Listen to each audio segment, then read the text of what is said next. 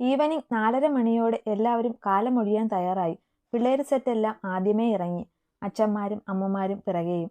എന്നാൽ ശിവ മാത്രം സാവിത്രിയമ്മയെ കെട്ടിപ്പിടിച്ച് കിടപ്പാണ്. സമയം ഒരുപാടായി കുട്ടി, നീ എഴുന്നേൽക്ക്, ദേ അവരൊക്കെ ഇറങ്ങിയെന്ന് തോന്നുന്നു. സാവിത്രിയമ്മ മെല്ലെ അവളെ തന്നിൽ നിന്ന് അകറ്റി മാറ്റി കിടക്കയിൽ എഴുന്നേറ്റിരിക്കുന്നതിൻ്റെ ഒപ്പം അവളെയും എഴുന്നേൽപ്പിച്ച് അടുത്തിരുത്തി. ഞാൻ പോണില്ല മുത്തശ്ശി, നിങ്ങളെയൊക്കെ വിട്ട് നിക്ക് പോണ്ട ഇവിടെ നിന്നും. ഇടറി പോകുന്നുണ്ടായിരുന്നു അവളുടെ വാക്കുകൾ.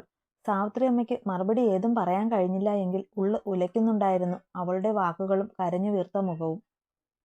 കുട്ടി എഴുന്നേറ്റ് വാ, ദേ എല്ലാവരും പോകാനിറങ്ങി. വാര്യർ അകത്തേക്ക് വന്നുകൊണ്ട് പറയുമ്പോൾ ശിവ സാവിത്രിയമ്മയുടെ കയ്യിൽ മുറുകെ പിടിച്ചു. എപ്പോൾ ഞങ്ങളെ കാണണമെന്ന് തോന്നിയാലും നന്ദൂട്ടനോട് പറഞ്ഞാൽ മതി, അവൻ കൊണ്ടുവരും നിന്നെ. പിന്നെ ഇനി നിന്റെ ജീവിതം അവനൊപ്പമാണ്. ഒരു ജീവിതം എന്ന് പറയണത് സന്തോഷം മാത്രമല്ല മോളെ, സങ്കടം, പിണക്കം, പരിഭവം ഒക്കെ ഉണ്ടാവും. അതൊക്കെ തരണം ചെയ്ത് അവനോടൊപ്പം സന്തോഷത്തോടെ കഴിയണം നീ. അതുമാത്രം കണ്ടാൽ മതി ഞങ്ങൾക്ക്. ശിവ പൊട്ടിക്കരഞ്ഞുകൊണ്ട് അവരെ കെട്ടിപ്പിടിക്കുമ്പോൾ ആ വൃദ്ധയുടെ ചുണ്ടുകൾ വിതുമ്പിപ്പോയി. പോയി വാ മോളെ, ഞങ്ങളുടെ അനുഗ്രഹം എപ്പോഴും ഞങ്ങളുടെ പൊന്നും മോളോടൊപ്പം ഉണ്ടാവും. വാര്യർ അവളുടെ നെറുകയിൽ തലോടി അനുഗ്രഹിച്ചു. സാവിത്രി അമ്മയുടെയും വാര്യരോടൊപ്പം പുറത്തേക്ക് വരുന്ന ശിവയെ കണ്ട് ത്രിലോക്, നവീൻ, കാർത്തി, ഗൗരി ഈ 4 മുഖങ്ങളൊഴികെ ബാക്കിയൊക്കെ കയറി വീർത്തു. അച്ഛാ, അമ്മേ, ഞങ്ങൾ പോയിട്ട് വരാം. സേതു അവരോട് യാത്ര പറഞ്ഞ് കാറിലേക്ക് കയറി. പിറകെ ഓരോ കാറിലായി ഓരോ ഫാമിലിയും. മുത്തശ്ശനോടും മുത്തശ്ശിയോടും യാത്ര പറഞ്ഞ് കൊച്ചുമക്കൾ അവരുടെ കാറിലും കയറി. നന്ദൂട്ട, ഞങ്ങളുടെ കുട്ടിയെ നോവിക്കരുത്, വേണ്ടാന്ന് തോന്നിയാൽ കൊണ്ടിങ്ങ് തന്നേക്കണം, ഞാൻ നോക്കും എൻ്റെ കുട്ടിയെ. മുഖം താഴ്ത്തി കരയുന്ന ശിവയെ അത്രയും പറഞ്ഞുകൊണ്ട് വാര്യർ ത്രിലോകിന്റെ കയ്യിൽ ഏൽപ്പിച്ചു. എൻ്റെ പെണ്ണിനെ ഇനി ഒരിക്കലും എനിക്ക് വേണ്ട എന്ന് തോന്നില്ല മുത്തശ്ശ. ശിവയെക്കുറിച്ച് ഓർത്ത് നിങ്ങൾ വിഷമിക്കേണ്ടതില്ല, ഞാനുണ്ട് അവൾക്കിനി. അത് പറയുന്നതിൻ്റെ ഒപ്പം ത്രിലോക് അവളെ തന്നിലേക്ക് ചേർത്ത് പിടിച്ചു. അവൻ്റെ കൈക്കുള്ളിൽ ഒതുങ്ങി നിൽക്കുമ്പോഴും ശിവ ആകെ മരവിച്ചതുപോലെയായിരുന്നു. ഞങ്ങൾ പോയിട്ട് വരാം. ഒടുവിൽ അവരും യാത്ര പറഞ്ഞ് കാറിന്റെ അരികിലേക്ക് നടന്നു. നവീനും കാർത്തിയും ഗൗരിയും ഇതിനോടകം പിൻസീറ്റിൽ കയറി കഴിഞ്ഞു. ത്രിലോക് ശിവയെയും കൊണ്ട് കോ ഡ്രൈവിംഗ് സീറ്റിലേക്ക് എത്തിയതും ഒരു പിൻവിളി അവളെ തേടിയെത്തി. ഞെട്ടലോടെ തിരിഞ്ഞു നോക്കവേ മുന്നിൽ നിൽക്കുന്ന ധ്രുവിനെ കണ്ട് ശിവയുടെ കണ്ണുകൾ അണപൊട്ടി ഒഴുകി.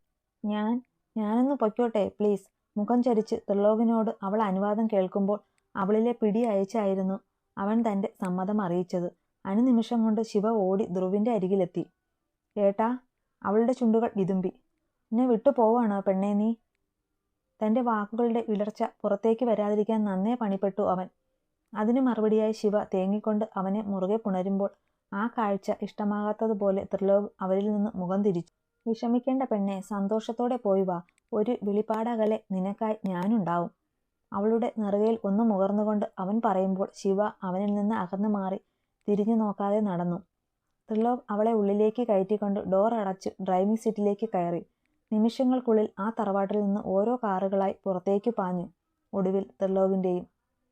ഇനി തങ്ങൾക്കരികിലായി അവൾ എത്തുമോ എന്നറിയാതെ ആ 2 വൃദ്ധ മനസ്സുകളും നോവാൽ പിടയുമ്പോൾ പറയാതെ പോയ പ്രണയത്തിൽ പൊള്ളുകയായിരുന്നു മറ്റൊരുവന്റെ മനം.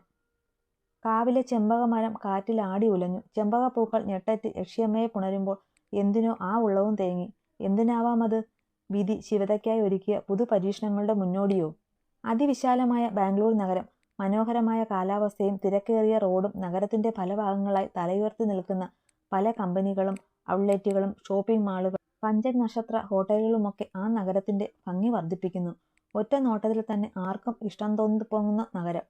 ഒരുപാട് നേരത്തെ യാത്രയ്ക്കൊടുവിൽ തലയെടുപ്പോടെ നിൽക്കുന്ന ആ ലക്ഷറി ഫ്ലാറ്റിന് മുന്നിലായി ത്രിലോകിന്റെ കാർ വന്നു നിന്നു. നേരം പുലർന്നു വരുന്നതേയുള്ളൂ. സമയം വെളുപ്പിന് 4:30 പുറത്തെങ്ങും വർണ്ണനിറങ്ങളിൽ അലങ്കരിച്ച ലൈറ്റുകൾ. ഗൈസ്, അങ്ങനെ ഒരുപാട് നാളുകൾക്ക് ശേഷം നമ്മൾ വീണ്ടും കാലുകുത്തുന്നു ഓർക്കളത്തിലേക്ക്.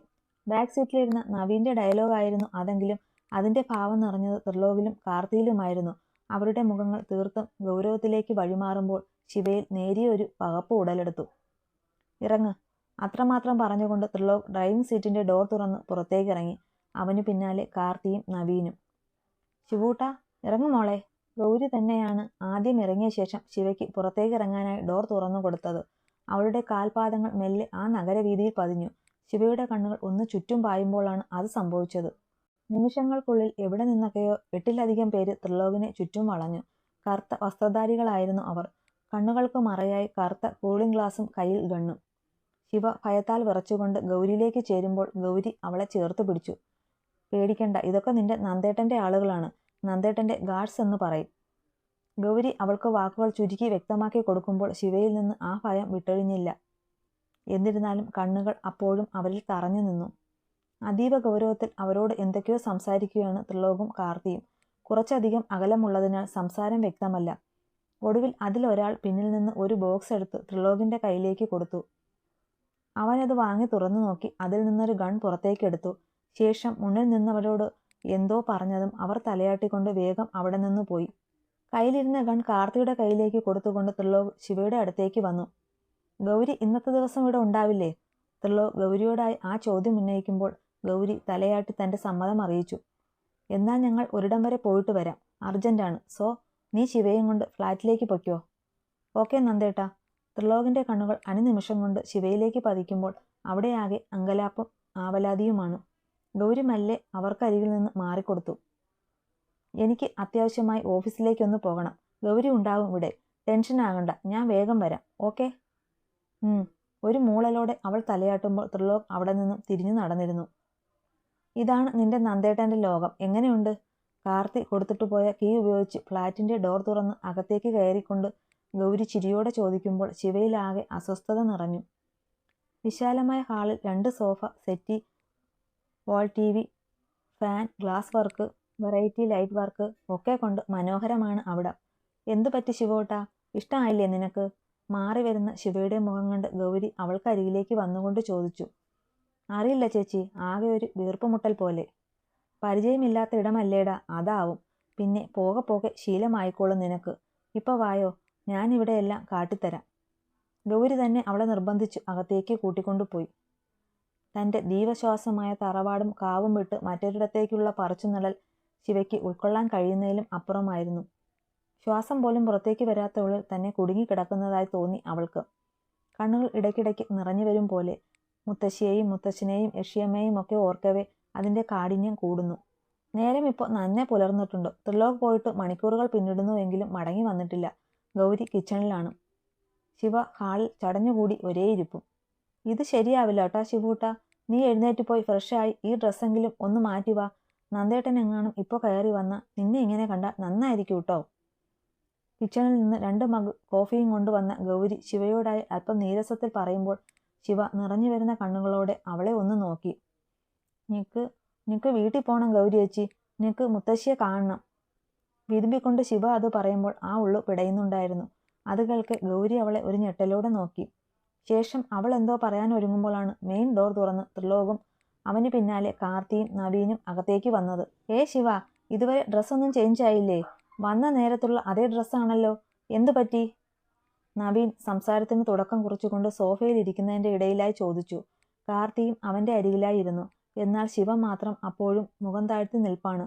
ആരെയും മുഖമുയർത്തി നോക്കാൻ അവൾ കൂട്ടാക്കിയില്ല. What happen? ശിവയോടായിരുന്നില്ല ത്രിലോകിൻ്റെ ആ ചോദ്യം, ഗൗരിയോടായിരുന്നു. എന്ന കണ്ണുകൾ ശിവയിലും അവളുടെ ഉലയുന്ന ശരീരത്തിലും കവളിലൂടെ ഒഴുകിയിറങ്ങുന്ന കണ്ണുനീരിലും അവൻ്റെ കണ്ണുകളെ ചുരുക്കി. അതു പിന്നെ നന്ദേട്ട ശിവയ്ക്ക്. ഗൗരി എന്ത് പറയണമെന്ന് അറിയാതെ കുഴങ്ങി. നിക്ക് വീട്ടിൽ പോണം. പെട്ടെന്നാണ് ഗൗരിയെ തടഞ്ഞുകൊണ്ട് വിതുമ്പലോടെയുള്ള ശിവയുടെ ശബ്ദം അവിടെ പതിഞ്ഞത്. നവീനും കാർത്തിയും കണ്ണും വീഴ്ച് പരസ്പരം നോക്കുമ്പോൾ ത്രിലോക് ഗൗരവത്തോടെ കൈകെട്ടി അവൾക്ക് മുന്നിലായി വന്നു നിന്നു. കുഞ്ഞു പിള്ളേരെ പോലെ മുഖവും താഴ്ത്തി ചുണ്ടു പുലർത്തിയുള്ള ആ നിൽപ്പ് കണ്ട് ത്രിലോക് പൊട്ടിവന്ന ചിരി ചുണ്ടുകൾ കൂട്ടിപ്പിടിച്ച് ഉള്ളിൽ തന്നെ ഒതുക്കി. Guys, 5 minutes.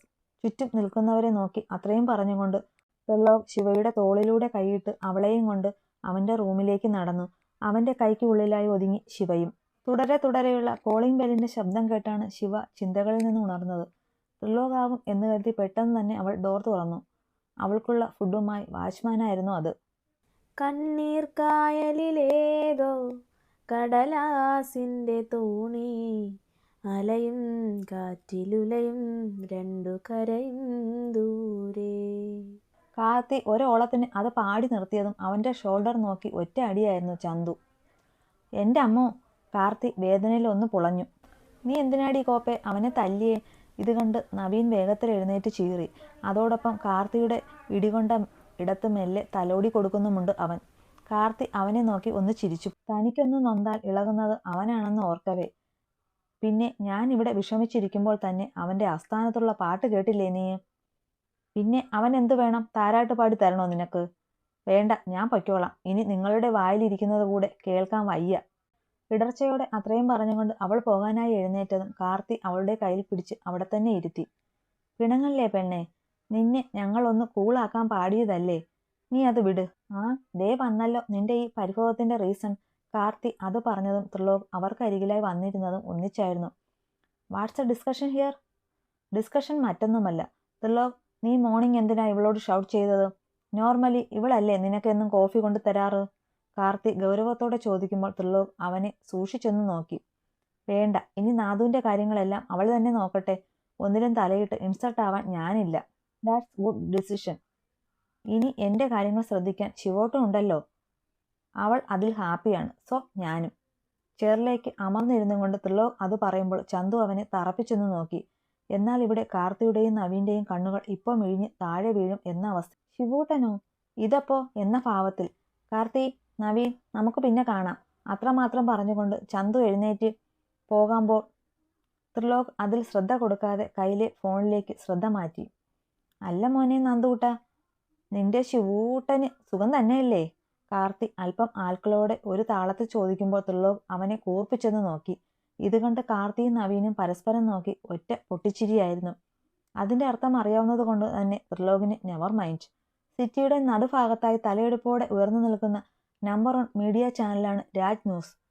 കേരളത്തിലെ പല തെളിയിക്കപ്പെടാത്ത കേസുകളും പുഷ്പം പോലെ കുത്തിപ്പൊക്കി അവയിലെ സത്യം വെളിച്ചത്തേക്ക് കൊണ്ടുവന്നുകൊണ്ടിരിക്കുന്ന അതിനൂതനമായ പ്രവർത്തകർ. രാജേഷ്, എന്തായി? Any developments?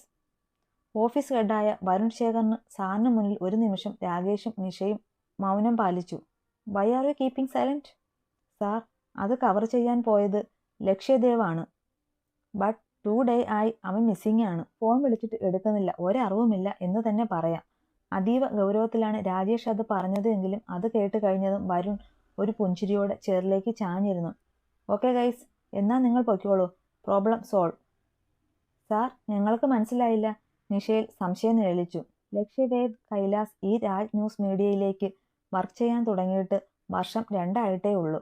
പക്ഷേ ഐ നോ, ഒരു കേസ് അവൻ ഇൻട്രസ്റ്റോടെ ഏറ്റെടുത്താൽ അതിൻ്റെ അടിവേരുൾപ്പെടെ പിഴുതെടുക്കാതെ അവൻ അടങ്ങില്ല. ആളെ നിങ്ങൾക്ക് അത്ര വശമില്ലാത്തത് കൊണ്ടാണ് ഈ ഭയം. പക്ഷേ എനിക്കതില്ല. ഒരു മൂവി ലാൽ സാറിനെ കുറിച്ച് പറയും പോലെ തൂണ് പിളർന്ന് അവൻ വരും. Yes, waiting guys. വരുൺ വല്ലാത്തൊരു ഭാവത്തിൽ അത് പറഞ്ഞ് അവസാനിപ്പിക്കുമ്പോൾ തന്നെ പുറത്തുനിന്ന് ഡോർ ആരോ നോക്ക് ചെയ്തിരുന്നു. ഒരു നിമിഷം ആ 3 പേരുടെയും ശ്രദ്ധ അവിടേക്കായി. മുന്നിൽ നിൽക്കുന്ന ആളെ കണ്ട് വരുണിന്റെ കണ്ണുകൾ വിടരുമ്പോൾ നിഷയിലും രാജേഷിലും അത്ഭുതമായിരുന്നു. ദാ വന്നല്ലോ രാജ് ന്യൂസിലെ പുലിക്കുട്ടി മിസ്റ്റർ ലക്ഷ്യവേദ് കൈലാസ്.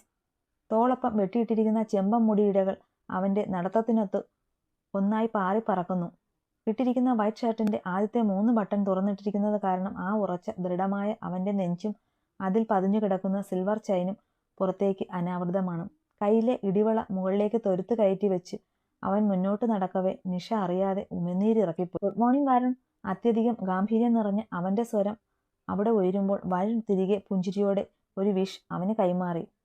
എന്തായടാ പോരെ കാര്യം? 100% സക്സസ്. അത് പറയുന്നതിൻ്റെ ഒപ്പം ലക്ഷ്യ പോക്കറ്റിൽ നിന്ന് ഒരു പെൻഡ്രൈവ് എടുത്ത് വരുണിന് നേരെ നീട്ടി. പ്രതീക്ഷിച്ച മറുപടി ആയതുകൊണ്ട് തന്നെ വരുണിൽ പ്രത്യേകിച്ച് മറുപടിയൊന്നും ഉണ്ടായില്ല, ഒരു പുഞ്ചിരി മാത്രം. വരുൺ, ഞാനിന്ന് ഹാഫ് ഡേ ലീവാണ്. സ്റ്റേ ചെയ്തുകൊണ്ടിരുന്ന പ്ലേസിൽ നിന്ന് ജസ്റ്റ് ഒന്ന് മാറേണ്ടി വന്നു. സോ ന്യൂ സ്പേസിലേക്ക് ഷിഫ്റ്റ് ചെയ്യണം. നിനക്കെന്താടാ ആഴ്ചയിൽ സ്ഥലം മാറ്റം? അത് ചോദിക്കുമ്പോൾ വരുണിന്റെ കണ്ണുകൾ ഒന്നും മിഴിഞ്ഞു. അതോടൊപ്പം രാജേഷിനോടും നിഷയോടും പൊയ്ക്കോളാൻ കണ്ണു കാണിക്കുമ്പോൾ അവർ ഇരുവരും പുറത്തേക്ക് ഇറങ്ങിപ്പോയി. What am I to do? അവർക്ക് സ്ഥലം ഒഴിഞ്ഞു കൊടുക്കണം എന്ന് പറഞ്ഞു കൊടുക്കുന്നു. That's all. അത്രയും കൂളായി പറഞ്ഞുകൊണ്ട് അവൻ ചെയറിലേക്ക് ഇരിക്കുമ്പോൾ വരുൺ അവനെ ഒന്ന് കൂർപ്പിച്ചു നോക്കി. വരുണും ലക്ഷ്യയും സുഹൃത്തുക്കളാണ്. ലക്ഷ്യയുടെ ക്യാരക്ടർ നല്ല വ്യക്തമായി വരുണിന് അറിയാവുന്നത് കൊണ്ട് തന്നെ റീസൺ ചോദിക്കേണ്ട കാര്യം അവന് ഉണ്ടായിരുന്നില്ല. ദേഷ്യം കൂടപ്പുറപ്പാണ് അവന്. പക്ഷേ ന്യായം വിട്ട് ഒരിക്കൽ പോലും ലക്ഷ്യയെ പെരുമാറിയിട്ടില്ല എന്നത് മറ്റൊരു സത്യം. എവിടെയാ നിന്റെ ന്യൂ പ്ലേസ്? വരുൺ ഒരു സംശയത്തോടെ ചോദിച്ചു. ഇവിടെ സിറ്റിയിൽ തന്നെയാ. അതെന്തായാലും നന്നായി, അധികം ദൂരമില്ലല്ലോ. അതിനു മറുപടിയായി ലക്ഷ്യ അലക്ഷ്യമായി ഒന്ന് മൂളി. ഡാ, പിന്നെ പറയാൻ വിട്ടു, നിന്റെ ഡിപ്പാർട്ട്മെന്റിലേക്ക് ന്യൂ അപ്പോയിന്റ്മെന്റ് ഉണ്ട്. നാളെ മുതൽ ജോയിൻ ആകും. അത് കേൾക്കേണ്ട താമസം ലക്ഷ്യ അവനെ ഒന്ന് കൂർപ്പിച്ചു നോക്കി. ഇപ്പോൾ ഉള്ളതൊക്കെ തന്നെ ഓവറാണ്. അതിൻ്റെ ഇടയിൽ എന്തിനാ പുതിയ ഒരെണ്ണം? ദേഷ്യം മുറ്റിനിന്ന വാക്കുകളായിരുന്നു അത്. ഡാഡിയുടെ റെക്കമെൻഡേഷനാടാ, ഒഴിഞ്ഞു മാറാൻ നോക്കിയതാ, തന്തപ്പടി സമ്മതിക്കണ്ടേ? അതിനും മറുപടി ഒരു മൂളൽ മാത്രം. എന്തായാലും നാളെ വരട്ടെ. ജാട ടൈപ്പാണ്, നിന്റെ കൂടെ ഒത്തുപോകില്ല എങ്കിൽ നമുക്ക് നൈസായി വേറെ ടീമിലേക്ക് തട്ടാം. നീ ടെൻസ്ഡ് ആവണ്ട. Boy or girl? Girl on miss Chandini. Chandini Manohar Gupta. Varun എന്തോ ആലോചനയോടെ പറയുമ്പോൾ ആ പേര് കേൾക്കെ ലക്ഷ്യയുടെ കണ്ണുകൾ ഒന്ന് ചുരുങ്ങി.